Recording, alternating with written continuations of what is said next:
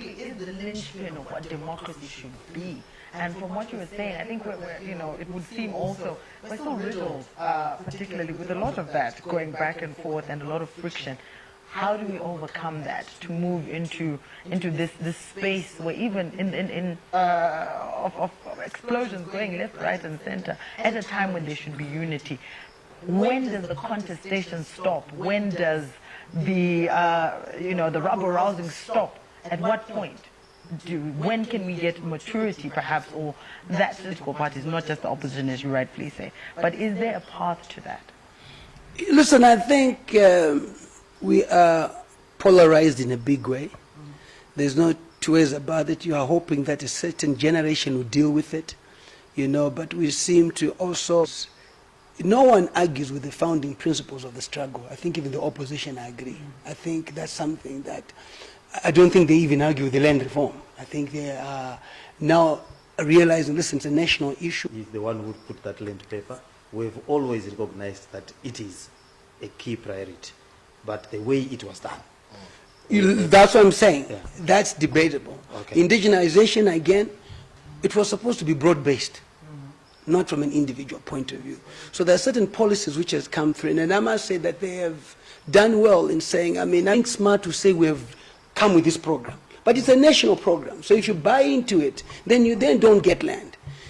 Has the opposition got land to give you or anybody else or myself as an individual? No, I don't have. But the young guys and girls must also bring it of the country. I would say that I don't think there's anybody who would want to sell out their country. I think with where we are right now, I would not buy. One of the things that he mastered was to be able to tell you in Drognatus that, when you said regime change, it was a crime. But regime change is not even about, and what he mastered was to be able to say, help with our policies, we come from the struggle, we've liberated you, the economic emancipation, but you want a regime change because you don't agree with what we're saying. So it was now ZANU-PF itself. You want to change the regime. But any regime can be changed. A corrupt regime must be changed. Okay? A regime which does not suit the people must be changed. Now was taboo for you to say it. So we talk about the sovereignty of the country. No one argues. In fact, there's anything, even the opposition, agrees that the wealth of the war veterans, ruling party, cannot be the custodian of the war veterans. This is where we must understand from a nationalistic point of view. And the war veterans themselves too must not make themselves. Which ended up sending a message to Mugabe that nobody is interested in him being in office. It was spearheaded by them. I remember going to what you need at the end of the day. At the end of the day, you go back to Zimbabwe. It's like buzz. Mukakwira buzz. So to me, the issue of sanctions, we have resources to beat sanctions. And I would not waste time on talk about sanctions rather than and we always say sanctions. It has become an excuse. We're in Parliament today, and one of the members of Parliament says, no, and basically being temper, it was Honorable Nduna. I said, but Honorable Nduna, what has sanctions got to do with the money that you're given by Zinara? He was given 13 million rands and $8 million to repair roads. So what has sanctions got to do with you misappropriating funds? You mentioned, something to do with sanctions not being an issue, rather. I see you're looking very shocked. Sanctions not being an issue. Excuse, but there's also a sinister narrative behind the explanation. It's a bilateral issue, and there are certain activities that lead you to break relations. Continue doing what it is that brought your relationship to be in disrepair. I'm a lawyer, I do a lot of divorce, and I can still move on with my life. It means that he probably will do that lead to bilateral relations between you and other countries breaking down. Doing it. And then what about the consequences? And one of the key issues that we are speaking about, now saying Chads, to cycling, Timani to cycling Yelin with my president, under MDC chairpersonship and mayor. We got to a roadblock. We were not told why we could not pass. We did not get any security. We're avoiding being taken pictures with us. They were avoiding even talking to us. We got to a bridge where we helped sand with them. There were 2 of them. And then we said, look, let's help these guys to shovel the sand because it will take them long and the cars were trying to pass. We got to the roadblock. The police, we had about 6 monitor that budget. The police simply said, our instructions are that you are not allowed beyond. And why could we not pass that point? Because the road is giving way. We said, okay, where is the road giving way? The road is giving way 12 kilometers away from where we were. Well, the state or the bureaucracy never offered our president a helicopter. I can assure you that in other countries tended to by state functionaries. But aren't we confusing, a few of the issues there? Because really the point of the visit there, if I not get these issues mixed up. No. Look here. 9 legislators go to see a disaster. These are the people who will pass the government. And you will not allow the opposition legislators beyond a certain point to go and see the disaster. The wiring upon to debate, like he's saying. They were debating today, but they were not allowed beyond a certain point. But in any other country, they will be allowed beyond that. Brief the leader of the biggest party in Zimbabwe about the efforts that they are undertaking. The whipping system he's talking about. If they had come to brief us to say, look, I'm in charge, this has been the designated, what we need you to tell your parliamentarians. This is what you need you to tell your councillors in Chipinge. This is what you need to do this. That is normal conduct in a democratic... An evacuation plan in place anyway, and are these things that you are saying that you would have perhaps foreseen or thought about? Yeah, cyclone was going to come, but the budget allocation according to the Blue Book is only 3 point something million. Woefully, in school children died at schools, which they could have easily been taken away from. Hospitals were not ready. Places. What's the hotline number? Who is in charge of the effort in any event? The governor of Manicaland, some of the efforts. We can't see them on TV. We can't see them anywhere. Who is in charge of the relief effort? This, the acting minister of that, the opposition, this, and so forth. Everyone, probably Temba Mliswa is going to go there as well, on his own. He's got $2,000. He has set the ball rolling. Maybe I can add. I don't know where he gave to the debate. There was a debate. There was debate in Parliament today. The four is the communication. I raised the issue that you worked through government structures to tell you say is effective when a member of Parliament doesn't know. First of all, and the councillors as we speak, even in the pigeonholes, we never go move to this point. And they said they told the people, but the people did not move. But I said, but you have an army, the law enforcement agents, supporting what you're saying in terms of bad communication coordination. So you say 2 weeks is coming, within the law enforcement agents coming. We like to be reactionary, which is not the way to go about things. So people have refused, no, it's not done. In terms of the coordination of the money, he did respond to the issue that the other youths in ZANU-PF have been collecting money and so forth. Where does it end up? You must put the money to. I said, okay, for Norton, bring the legislator, here's an account number, Echo Cash, is then provided for, not worries about it. But now, what, everyone, where is it going? At the same time, the minister was very clear and said some of the points, yes, whether you like it or not, are not reachable. So then how are you going to get the sub-ACO unit for the police who are trained to do this? How to deal with situations like this? Where have we gone to deal with a cyclone and you know, so meet that listen, lessons are being learned. But I think we cannot keep on learning lessons, okay? Honestly, we never in Parliament debate is totally beyond what government can do. Some other areas cannot be reached. And this, I'm hoping lessons are learned so that people, this goes to tell you that they don't respect Parliament at the end of the day. They don't good at communicating with the people.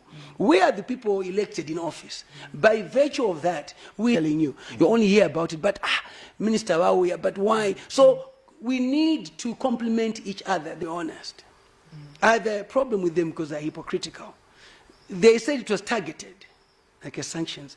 If I think of all those, and yet it was targeted, okay? So it's the ordinary person who has suffered. So it has not affected them. What is the point? It is the ordinary person who comes in. The issue about sanction is deal with Zimbabwe. Already that from a reputation point of view. Of your legislators facing charges of subversion. Wende is facing charges. Joanna is facing charges. Don't care whether it's Wende. You cannot, they will not abscond, first of all, individual. And I have a problem with that because I was persecuted for a long time. Okay, and ministers who are corrupt was the Speaker of Parliament surrendering a young parliamentarian. But you see, but I am with you in that. I did tweet about it, and I said it's unacceptable for us to have members of parliament being treated like this. Yet you've got others not take this lightly. You have ministers who have allegations of corruption. They are scot-free. You see, so they 40 for corruption, but if we are arresting everybody, whether it's Lacoste or not, in fact, what our parents did, because they wanted us to behave properly, and then the friends, it will be just a pat and they go.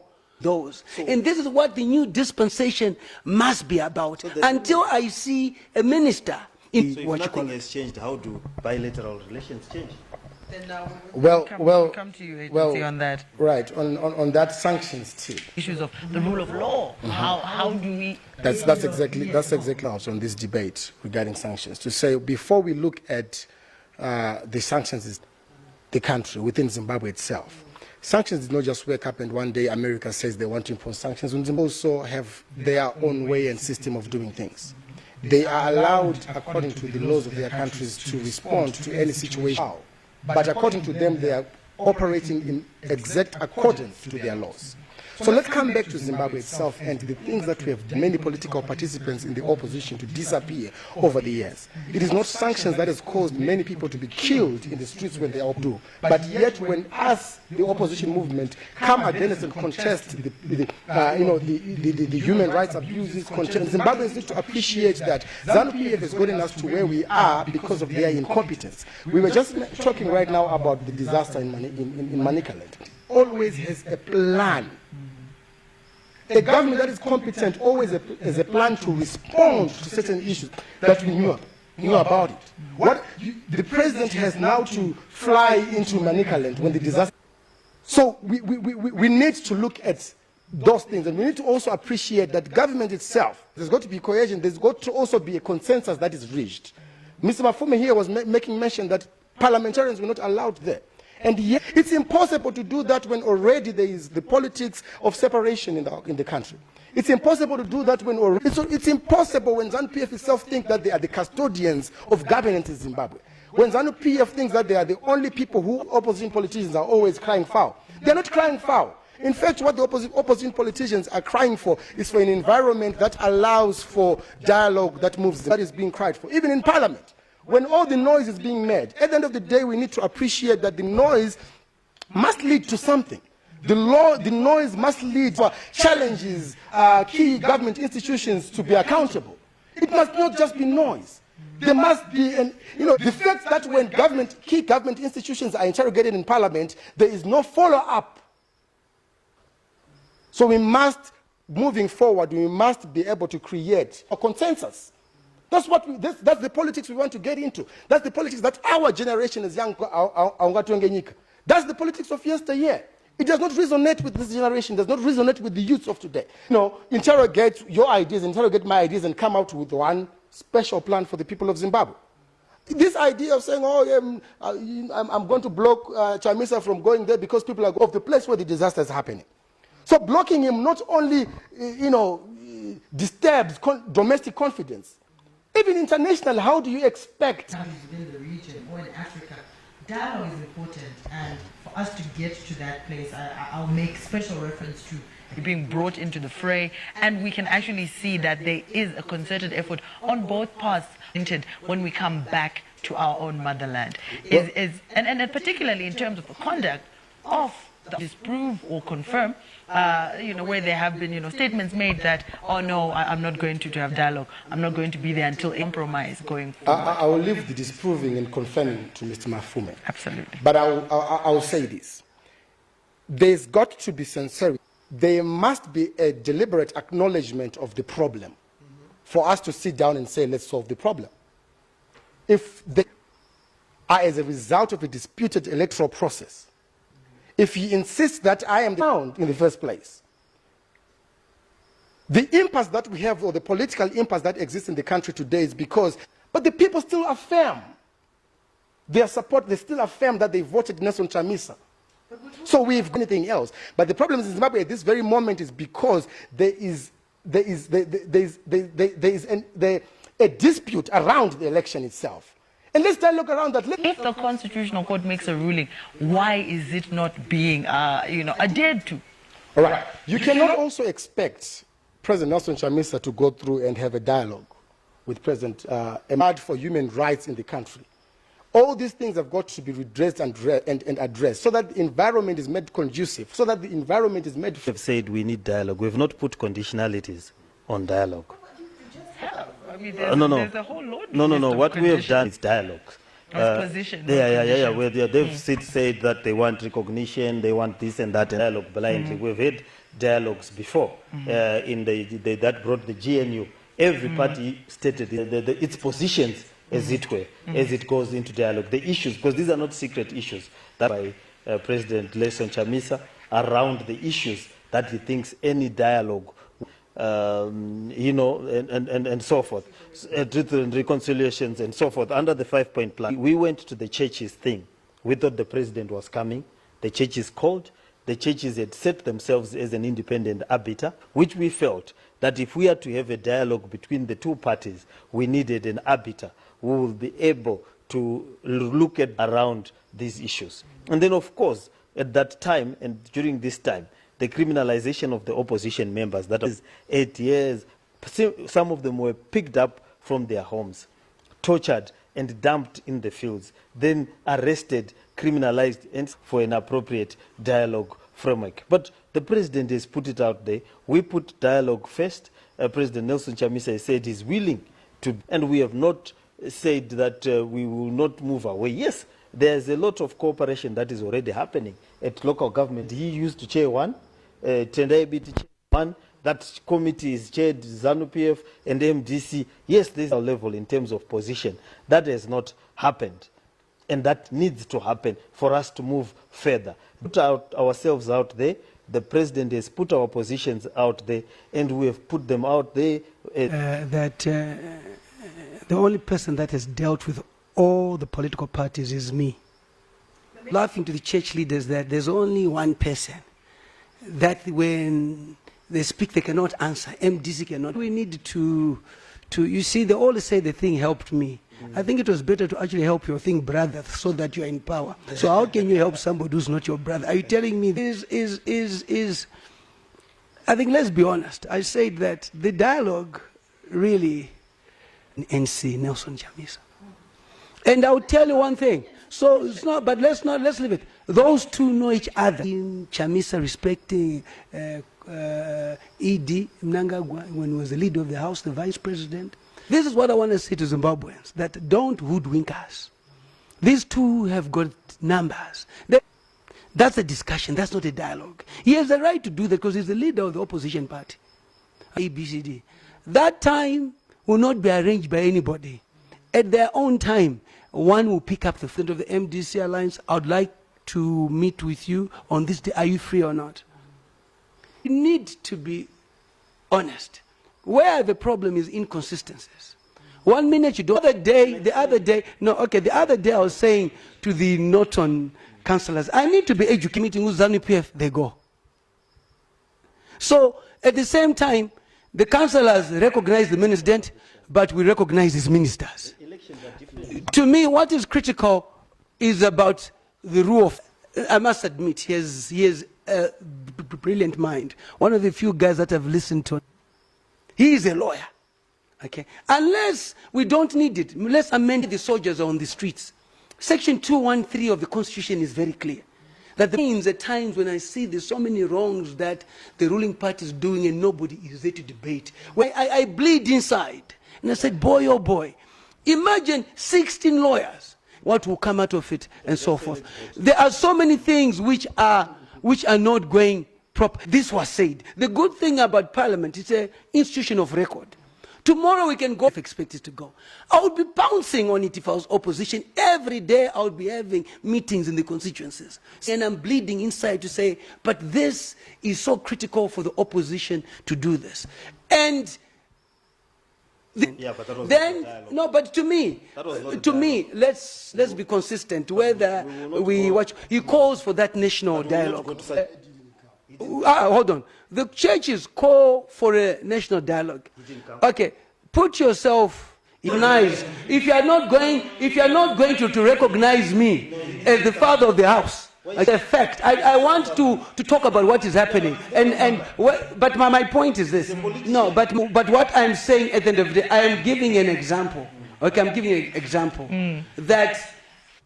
And democratically has a right to say what he wants to say, that as far as we are concerned, Nelson Chamisa, we are spending time again. If we don't want Chikumba to be there or any service person, or understand, the committee. Yes. I'll finish you with your report. I'll get my phone and I recommend it for the dissolution of the committee. No, I'm just trying to. I think I will send it to you immediately, and you can. Yeah. So concerned, we won the election. The people voted for Chamisa. They have a right to speak on behalf of their people, because those are because I've always said that one day I also want to contest against Chamisa, and then. But what I'm saying that we must understand the precedents that we also think. The most. Are you with me? So to me, what I'm trying to say at the end of the day, may we in giving the chief justice that Tory time belittling him in the country, is that what we want? So to me, some of the actions that we take, I think we must review. Okay. I think I'm just wrapping up. This I know is a sour one. It's a bitter pill. It's for us to constantly remember that we have a constitution. To constantly remember it can be amended if we don't want. Even the Americans who might not like, they've built one of the biggest embassies there here. But they also recognize, ever. The post-election is a different thing. But so what is important? Is it the post-election or the pre-election? Everything is. There's a very crucial point that was raised, the issue of constitutionality and constitutionalism. Yes, constitutionality and constitutionalism, the handicaps that we operate in. There's only one TV station here during the campaigns, ZBC, and it was only campaigning for one. Don't have space. The institutions that operate do not operate in our favor, but we still we won't call that environment free. Yes, it is possible to win in an unfree, in an unfair environment when it is not. Yes, you have won an unfree and unfair game, and it happens in soccer. Sometimes it does, but you do not deny the fact that this game has been rigged.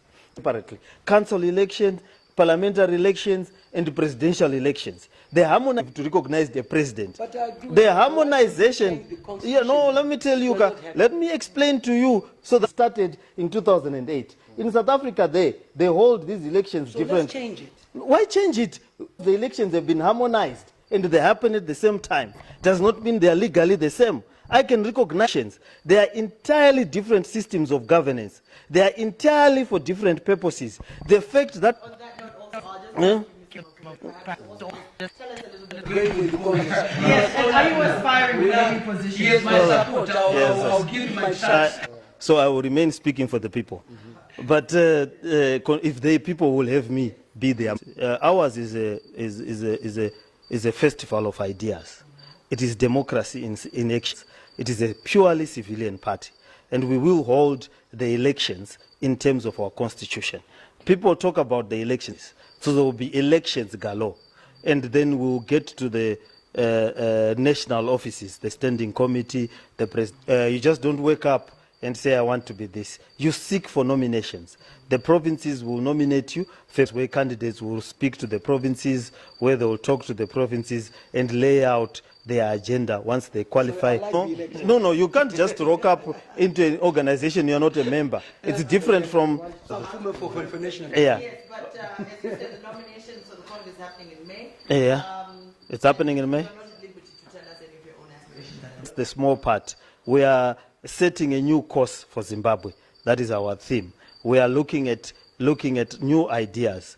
When we go to, we look at what we were able to achieve, what we were not able to achieve. We look at whether we need to change course. We need to look at our relations to the dialogue. What are we going to dialogue about? How are we going to do the dialogue? How are we going to continue with the election? Can run a Congress, and that will be done. It will be a festival of ideas and a festival of democracy. And look. The Constitution and whether or not it will be adhered to going. And are you at liberty also to tell us any aspirations that you may have for the upcoming Congress? Well, like my leader has rightly, youth across the country wish to deploy me. I am ready to serve. I am ready to the law of the country. Honorable Chairman Mliswa mentioned that we have, a number of lawyers and easily point out where ZANU-PF messes up the law. We can easily point out where ZANU-PF skips the law, and we can easily assert that takes office. The Constitution will remain the mother and father of every citizen in the country. The Constitution shall remain the supreme Constitution, because without the Constitution, we are nothing. Those will be my sentiments. I can actually vote if you have any issues that you would like to hear us air on this program, if you would like to participate, if you would like to have your SlyMedia Productions on Facebook, as well as SlyMedia Pro TV on Twitter. Gentlemen, it has been strange that you had Mr. Jacob Mafume. It's a pleasure. Dressed English and dressed African. I can see that. We'll hear you in different capacities sometime soon, and Honorable, maybe take us to Nigeria.